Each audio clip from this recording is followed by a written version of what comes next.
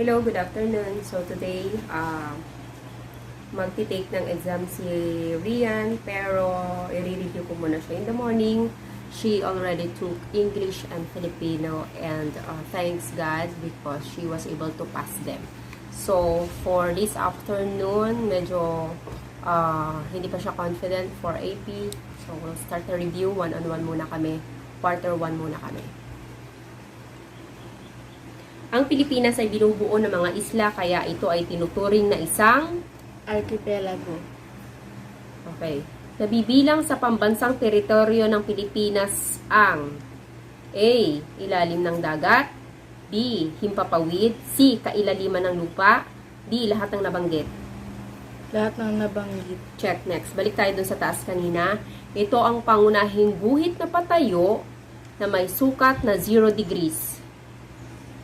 Meridian. Check. Next. Ito naman, guhit na pahiga na mayroon pa rin 0 degrees, pero ito ang naghahati sa globo, sa hilaga, at timog. Ecuador. Okay? Ano naman ang tawag sa guhit na pahalang? Nakahiga siya. Latitude. Okay? Ano naman guhit na patayo? Longitude. Okay, check. Next. Puro naman lahat ito. Ang Scarborough Shoal na may layong 120 nautical miles sa Zambales ay nararapat lamang na mapabilang sa teritoryo ng Pilipinas dahil sa A. United Nations Convention on the Laws of the Sea or the UNCLOS, B. Doktrinang Kapuluan or Archipelagic Doctrine, C. EEZ, D. Lahat ng nabanggit. Lahat ng nabanggit. Check. Next. Ito kasi medyo puro lahat ng nabanggit eh. So, ito, sasabihin ko yung stem, meaning yung question, and then, makinig. Bawal mo na siyang tignan kasi nakita mo na. Ito ay nasasaad sa exclusive economic zone. Ano ang hindi kasama?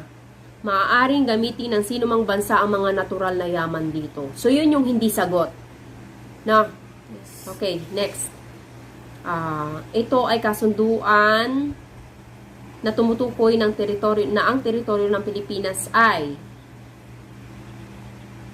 saan makikita yung mga yon? Constitution na 1935, Constitution na 1973 at 1987, Kasunduan ng Spain at United States, lahat na nabanggit. Lahat ng nabanggit. Okay, very good. Next.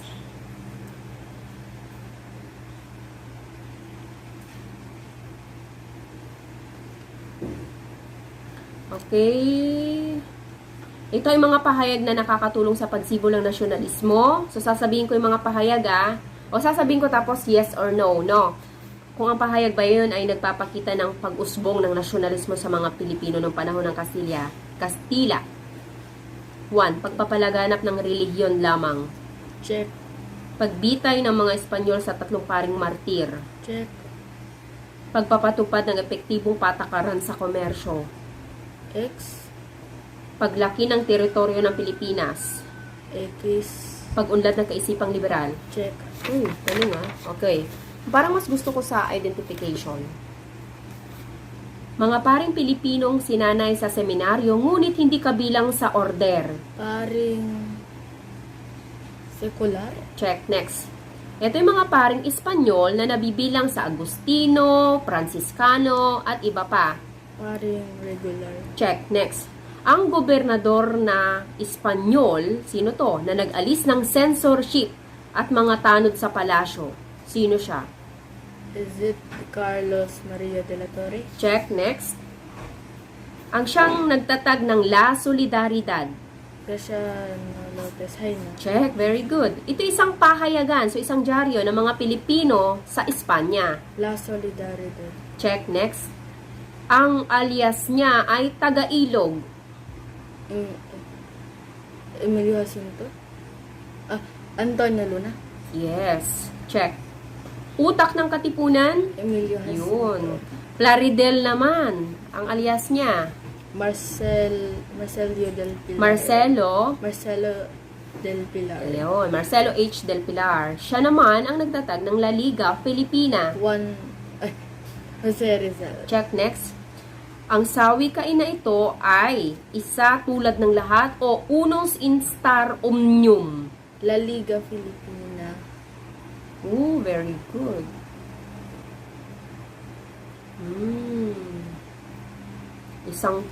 isa tulad ng lahat. Ano ang republika? Wag na tong mga ano. Yes. Next, dito naman tayo. Lagyan ng check kung tamang sinasaad. Sa kasunduan sa Paris, inilipat ng Espanya ang pamamahala sa teritoryo ng Pilipinas sa Estados Unidos. Check or X. Nagkaroon sila ng kasunduan. The Treaty of Paris to eh. Nilipat. Check. Okay. Next. Ang Ecuador ay matatagpuan sa 180 degrees. 0 degree. Okay. Ang lokasyong relatibo ay nagbibigay ng posisyon ng mga lugar ayon sa mga puok o katawagang tubig na nakapaligid dito. 0 degree. 0 degree. Check. Check. Ang himpapawirin ay nasa itaas ng mga teritorial na lupain at dagat. Check. Okay. Ayon sa Batas 1893, kasama sa pambansang teritoryo ng Pilipinas ang lahat ng mga pulo at mga karagatang nakapaloob dito. Batas 1986. 1987. 87. Yes. Okay. Bahagi ng dagat teritorial ng Pilipinas ang ilalim ng dagat at lahat ng mga likas na yaman dito. Check. Okay. Ang kasunduan niyan ng United States at Great Britain ay kumikilala na bahagi ng Pilipinas ang Turtle Islands at Mangsi Islands na nasa pagitan ng Borneo at Sulu. Check.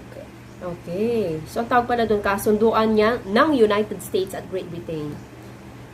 Next, ang EEZ or Exclusive Economic Zone ay nagbibigay ng karapatan sa bansa sa karagatan at isla na napapaloob sa 200 nautical miles mula sa baybayin nito.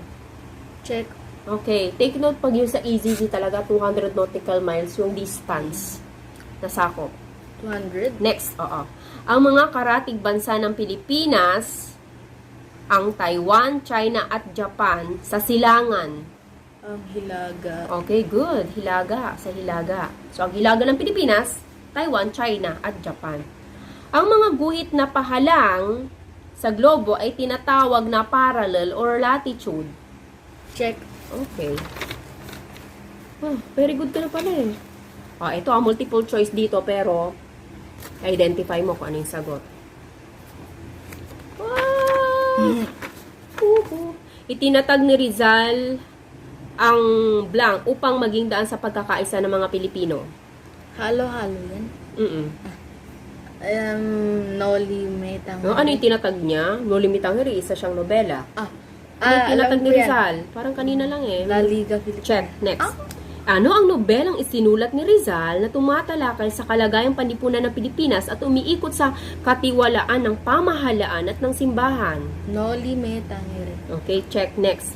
Ito ang nobelang nagpapakita na bagamat nais ni Rizal ang reforma, hindi siya sang-ayon sa paggamit ng dahas. El Filibusterismo. Check. Next. Ano ang samahang revolusyonaryo na kinabibilangan nila Andres Bonifacio at Emilio Aguinaldo? Katipunan. Siya ang tinaguriang utak ng Katipunan. Emilio Jacinto. Check. Ito ay sistema ng pagsali sa Katipunan kung saan maghahanap ang miyembro ng dalawang kasapi na hindi magkakilala. Triangle System. Very good. Siya ang tinaguriang lakambini ng Katipunan. Gregoria de Jesus. Yun, very good. Ang pagpunit ng sedula bilang hudyat ng pag-aalsa ng mga Pilipino laban sa Kastila ay... Sigaw sa Pugadlawin. Yun, ang tawag doon sigad sa Pugadlawin. Kailan naganap ang unang sigaw sa Pugadlawin? Agosto 23, 1896. Malapit yun sa birthday ko. Panghuling tanong, ang nag-utos na ipadakip si Andres Bonifacio at ang kapatid nito na naging dahilan ng matinding alitan sa grupo. Sino ang nag-utos? Emilio Aguinaldo. Siya ang kasalukuyang presidente noon. Mastery test number 2. Tama o mali? Kung mali, sabihin mo yung tamang sagot. Okay. Nagsimula ang digmaan ng mga Pilipino at Amerikano dahil binaril ng isang Amerikano ang mga Pilipino at ang kasama nito. Tama. Kahit sumuko na si Aguinaldo, mailang general pa rin na nagdesisyong ipagpatuloy ang laban sa mga Amerikano. Tama. Malaki ang naitulong ng pahayagang ang kalayaan upang lumago ang bilang ng mga kasapi ng Katipunan. Tama. Kill anyone over 10 years old. Ang utos ni General Jacob Smith sa malagim na pangyayaring nabansagang Balangiga Massacre. Tama. Ang tatlong paring martir na sina Padre Burgos, Gomez at Zaldua ay mas kilala sa tawag na Gumburza. Mali.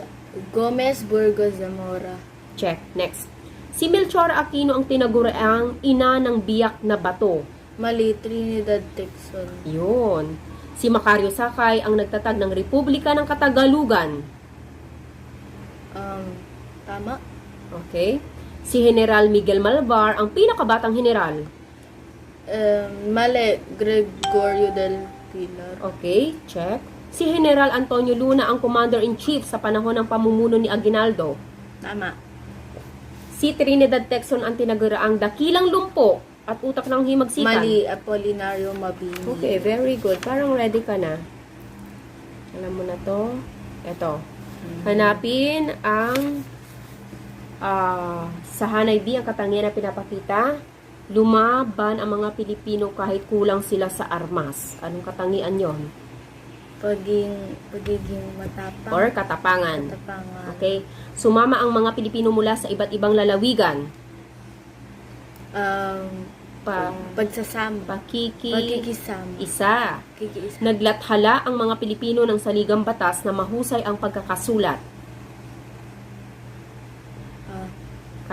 Katalinuhan. Okay. Lumaban ang mga Pilipino bilang gerilya kahit hirap sila sa kagamitan. Pagkamatiisin. Namundok sila upang makaiwas sa malalakas na puwersa. Maparaan. Okay, stop the video. Okay, dumako naman tayo sa quarter 2, Araling Panlipunan, grade 6. Tukuyin. Nais nilang ipalaganap ang sistema ng pamamahala. Okay. Tukuyin ang sinasabing motibo ng pananakop ng Amerika sa Pilipinas, ha? So, meron silang mga motibo or yung purpose why they conquered the Philippines. Ang puro letter D ito. English words. Yes. Number 1. Nais nilang ipalaganap ang sistema ng pamamahala kung saan ang tao ang pipili ng kanilang pamahalaan. Democracy. Okay? Which is, until now, our form of government. Our existing form of government. Number 2, tungkulin daw nila na ito na dapat tuparin. Duty. Check. Next. Tadhana ang pumili na ang kanilang lahi ang mag-aayos ng kanilang nasasakupan. Destiny. Check. Next. Bahagi ito sa pagtatanggol sa mga teritoryo ng Amerika. Defense. Check. Next. Mapagkakakitaan nila ang mga nasasakupan at mapagkukunan ng yaman. Dollar. Check. Next. Identification pa rin. So, number 1, ipinagbawal tukuyin ang batas na ipinataw ng mga Amerikano sa mga Pilipino. Okay, anong mga batas sa mga ito? Number 1, ipinagbawal ang magtayo o magbuo ng mga samahan o kilusang makabayan. Brigandage Act ng 1902. Check. Next, ang mga Pilipino ay puwersang pinatira sa mga kabayanan at itinalagang zona. Reconcentration Act ng 1903. Check. Next, ang mga rebeldeng ayaw sumuko at ang mga Pilipinong nagsusulong ng kalayaan ay pinaparusahan at maaaring hatulan ng kamatayan. Sedition Law ng 1901. Check. Next, pinagbawal ang paglalabas ng bandila, banderita, sagisag o anumang gamit na laban sa mga Amerikano. Flag Law ng 1907. Wow, galing! Okay. So, mape. Why? Na-mix up. Okay, next. So, wag na to. Kita po dito. Dito. Wag kang pupunta sa blue room, okay? Kita po dito. No. Punta ko dito kanina. May batang na. Edit Ano yung tatlong sangay ng pamahalaan?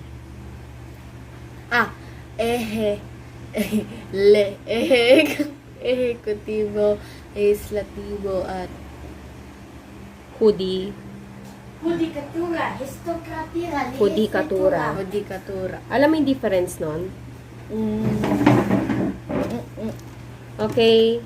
Magkakaroon ng check ng balance sa mga namumuno sa mga namumuno ng gumagawa ng batas. Lehislatibo yon. Tagapagpaganap ng batas, ehekutibo. Ito yung mga nasa Korte Suprema, yung mga nasa ganon. Tagahukom naman at tagahukom. Wait lang, mali pala yun. Basta yun. 1232. Okay, next. Tama o mali. Kung mali, sabihin yung tamang sagot.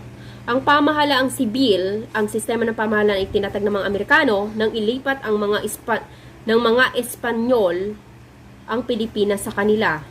Mali, militar. Okay, pamahalang militar. Ipinatupad ang patakarang kooptasyon upang mapadali ang pagtanggap ng mga Pilipino sa pananakop ng Amerika. Tama. Ang mga unang gurong Amerikano ay tinatawag na Franciscans.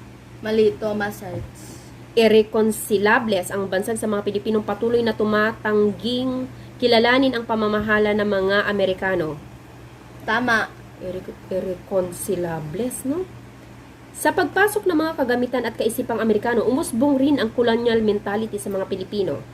Tama. Okay. Identification or kilalanin, pagkilala sa Tagalog. Sino ito? Lapian o partidong nagsulong ng kalayaan para sa Pilipinas. Nationalista. Check. Next. Until now, merong nationalist party sa Philippines. Unang tagapagsalita ng asembleya at kinalaunan speaker ng mababang kapulungan. Sino Sergio yun? Osmeña. Check. Next. Leader ng mayorya ng asembleya at kinalaunan pangulo ng estado. Manuel Quezon. Ito ay during American regime ito, no? Okay? Siya ang pangulo ng kumbensyon na gumawa ng saligang batas ng 1935. Manuel Rojas. Claro M. Recto. Okay. Isa sa mga namuno sa misyong pangkasarinlan na nag-uwi ng Harry Hawes or Hare Hawes cutting law. Sino Manuel yun? Rojas. Ayun. Alam mo yung pa-order nito? Philippine Organic Act? Halala? Yeah. Okay, go. 1902, Philippine Organic Act. 1907, mga misyong halalan para sa Asambleya. 1916, Batas Jones o Philippine Autonomy Act. 1924, mga misyong pangkasalinlan. 1933, Batas Harry Hawes Cutting. 1934, Batas Tidings McDuffie. 1935, Saligang Batas ng Galing. 1935. Galing. Okay, next. Mastery test number 2. Ang pangyayaring ito ang naging hudyat ng ikaliwang digmaang pandaigdig sa Pasipiko. Pagsabog sa Pearl Harbor. Oo. Or pagpapasabog sa Pearl Harbor ito. Ito ang labanan ng mga Hapones at mga sundalong Pilipino at Amerikano sa Corregidor. Labanan ng kamatayan. Check. Next. Ito ang malagim na sapilitang pagmarcha ng mga sundalo mula Bataan hanggang Tarlac. Bataan Death March. Ito ang binansag sa ikalawang republika sa kawalan nito ng pangil dahil sa isinawalang bahala ito ng mga Hapones. Puppet Republic. Puppet. Okay, yes. Ito ang tinatawag na panahon ng digmaan dahil sa labis sa paghihirap ng mga Pilipino sa pananakop ng mga Hapones. I know that. Republika ng Kadiliman. Okay, ang galing, no? Next. Ang Pangulo ng Pamahalaang Commonwealth nang inatake ng Japan ang Pilipinas. Manuel Quezon. Check. Next. Diniklara niyang open city ang Maynila upang hindi na lalong mapinsala at kalaunan ay bumalik upang mamuno sa pagtaboy sa mga Hapones. I shall Douglas return. MacArthur. Yun. Siya ang inatasang maiwan sa Maynila upang salubungin ang mga Hapones at kalaunan ay nahalal na Pangulo ng ikalawang Republika. Jose Laurel. Yes. Siya naman ang gumanap ng tungkulin ng Pangulo nang lisanin ang posisyon at hinatulan ng kamatayan sa pagsalungat niya sa mga Hapones. Jose Abad Santos. Okay. Hinatulan ng kamatayan, no? Kasi he fought against the Japanese. Next, nagtatag ng babaeng scout or girl scouts at tumulong sa mga sundalong nag-death march. Josefa Llanes Llanes Escoda. Escoda. Llanes? Josefa Llanes Escoda, siya yung nasa 1,000 pesos. Josefa Llanes Escoda yun. Yung babae. Oo, yung babae doon. Next, ang pulis militar ng mga Hapones na kinatatakutan dahil sa brutal nilang mga paraan ng pagtugi sa mga Pilipino. Kempetay. Mga Pilipino nagsilbing espiya ng mga Hapones. Nakatakip ang kanilang mga mukha para hindi makilala at tinuturo nila kung sino ang mga kapwa Pilipinong lumalaban sa mga Hapon. Pukbalahap. Okay. Next, ang pangkat ng mga Pilipinong patuloy na lumaban sa mga Hapones. Makakili. Okay. Next, ang nagtatag ng Hukbalahap, Luis Taru. ang lapian ng mga bansang lumaban sa Germany at Japan na kinabibilangan ng Great Britain, US, Allied Forces. Allied. Allied. Allied forces yun, ha? Allied Forces. Okay. So, next. Last na? Stop. Arthur? Okay, dako na tayo sa katlong markahan. Hindi pa rin siya gaano dito. Bakit hindi? Ang ginawa mo?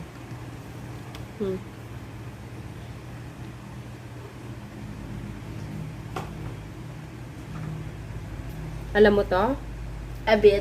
1898 to 1901 ang pinuno Emilio Aguinaldo na itatag ng nagdeklara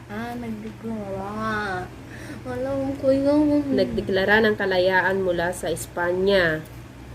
Okay, 1935, unang republika yun, ha. Okay. Pangalawa, pamahalang Commonwealth, ito naman 1935 up to 1944. Sino ang pinuno nito noon? Manuel L. Quezon, naudlot. So, ibig sabihin hindi natuloy dahil sumalakay ang mga Hapon sa pagsiklab ng World War II. Okay. Okay. Next, ikalawang republika, 1943 to 1945, 2 years lang ito. Jose P. Laurel, siyang pinuno. Yan ang panahon ng pananakop ng mga Hapon. Ikatlong republika naman, 1946 to 1948, ang pinuno ay si Manuel Rojas. Itinatag ang ano to? Parang mali mo to. Pagkatapos ng World War II, ang pinuno Elpidio Quirino. Medyo mahirap to, ha. Sagpasan na natin yan. Okay, next. Tama, umali. Ganun pa rin. Si Ramon Magsaysay ay kilala bilang idolo ng masa. Tama. Check. Next. Ang Komisyon on National Integration ay naglalayong magkaroon ng higit na pagkakaisa ang mga Pilipino, lalo na ang mga katutubo. Tama. Check. Next. Ipinatupad ang National Marketing Corporation upang magkaroon ng matipid at maayos na pamumuhay ang mga Pilipino. Austerity program. Check. Next. Ang Araw ng Kalayaan ay ipinagdiriwang tuwing ika-4 ng Hulyo noong 1946 hanggang 1961. Tama. Wait. Para kayo yung yung sa balita. Si Pangulong Elpidio Quirino ang nagpatupad ng Filipino First Policy. Carlos Bigasale. Check. Next. Ano ang Filipino First Policy? Ang Filipino First Policy o Filipino muna ay Isang patakaran isang patakaran. na nagbibigay ng prioridad sa mga Pilipino upang paunlarin ang kayamanan ng bansa. Ano ang ibig sabihin ng ASEAN? Association of... of Southeast Asian Nations. Okay, Asia lang sa'yo, oh. Okay, next. Tukuyin. Number 1. Free trade sa pagitan ng Amerika at Pilipinas na isinulong ng Amerikanong kongresistang si Jasper Bell, ngunit hindi ito patas sa Pilipinas. Check. Next. Pagbibigay ng Amerika ng military na tulong sa Pilipinas gaya ng armas pandigma at pagsasanay sa sandatahang lakas. Military Assistance Agreement. Check. Next. Pagtangkilik o pagkahilig sa anumang produkto, serbisyo, personalidad o kaisipan ng dayuhan kaysa anumang nagmula sa sariling bansa. Colonial mentality. Check. Next. Pinakamataas sa kapangyarihan na mapamahalaan ang bansa at magpatupad ng mga batas sa nasasakupan. Soberania. Check. Next. Ang amyenda sa batas na nagbibigay ng pantay na karapatan sa mga Amerikano sa larangan ng pangkabuhayan. Parity Si rights. Jessica Parity Soho rights. kayo. Lagyan ng check. Kung tama, kung mali, walang sinabi. Number 1. Ito ba ay nakasaad sa pagtataguyod sa ating soberanya? Number 1. Pagtatanggol ng ating teritoryo sa sinumang dayuhang nais sakupin ito. Check. Pagpapahayag sa mga dayuhang pagpapayag sa mga dayuhang magmina at kunin ang ating likas na yaman. X. Pagpili sa mga dayuhang manggagawa sa halip na Pilipinong manggagawa. X. Pagbubuwis ayon sa batas ng mga dayuhang nais magnegosyo sa bansa. Tick. Okay? Ano ang kontribusyon ni Manuel Rojas? Siya ang nagpanitili ng mabuting relasyon ng Amerika at Pilipinas. Dahil sa kanyang pamumuno, napasapi tayo sa United Nations. Dahil sa kanyang pamahalaan na itatag ang Rehabilitate Finance Corporation. Dumako naman tayo kay Elpidio Quirino. Sa pamamahalaan ni Elpidio Quirino, nabigyan ng amnestiya ang hukbalahap. Napatupad din ang reformang panlupa. Ako ay namamaos na. Okay. Isulat sa patlang, sabihin na lang, hindi ka pwede magsulat dyan, wala kang patlang. Ang RM kung Ramon Magsaysay, CG kung Carlos Garcia, DM kung Diosdado Macapagal, at FM kung Ferdinand Marcos. Number 1. Magna Carta ng Manggagawa. RM. Siyempre, guguluhin ko to. No. National Resettlement and Rehabilitation Administration o NARA. DM. Ramon Magsaysay pa rin. RM. Okay, sunod. Pilipino muna o Filipino First Policy. CG. Check next.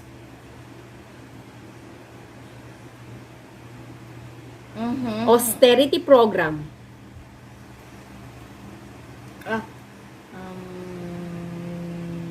Austerity program.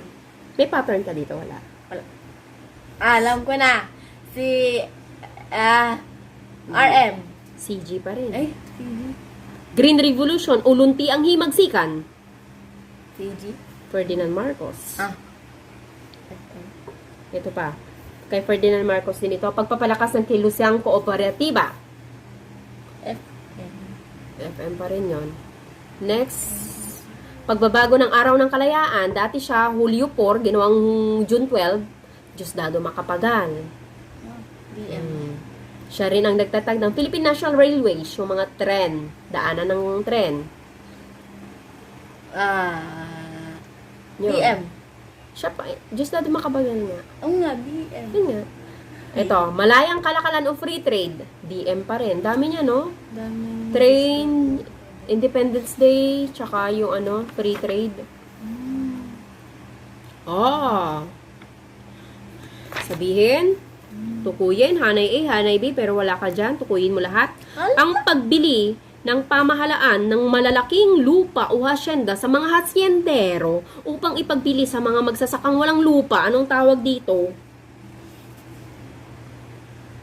Land Tenure Land Tenure Reform Law. Check next. Ang programang nag-utos para magtipid sa paggastos ang mga pinuno at kawani ng pamahalaan. Yung, acronym. Ayun. AP, Austerity Program. Austerity program. Okay, next.